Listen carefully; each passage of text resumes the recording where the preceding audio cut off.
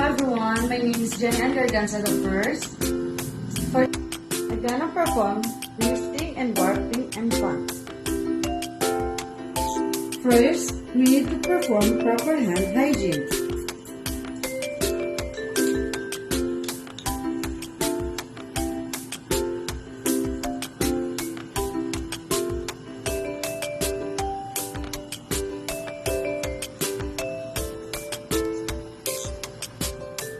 Cradle hold.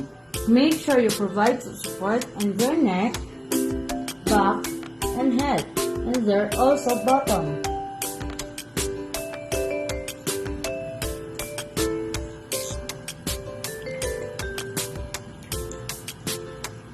Cradle hold.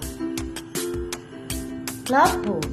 Sit in a chair with your feet firmly on the ground and place your baby in your lap and their head should be at your knees. Face up the baby, feet should be tucked in on your waist.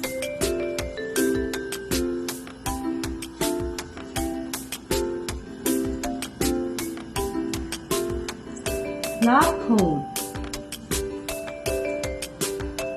Hip hold. Face your baby upward and make her sleep on your hip bones. You should wrap your arm and waist and baby will be able to look around comfortably. Hip hold. Shoulder hold. Make sure that you're using a burping cloth to manage the maze. Sit upright or stand or hold your baby against your chest. Your baby chin, your shoulder rest, and your shoulder gently wrap and tap the back of him and bark.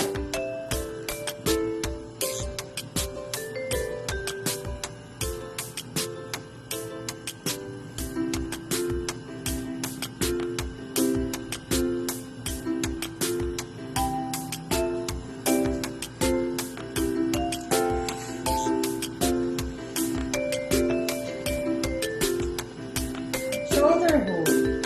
Face down on your lap. Hold the baby and sitting in your lap or across your knee. Support the baby chest and head with one hand and cuddling your baby chin and palm on your hand. Gently tap to the back and rub to help him.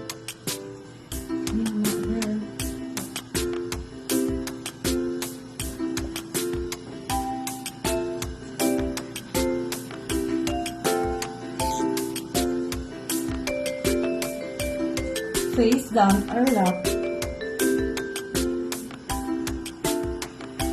Sitting up. Gently assist the baby to be in sitting position and support the neck and head. Gently pat and back and rub to help him bark.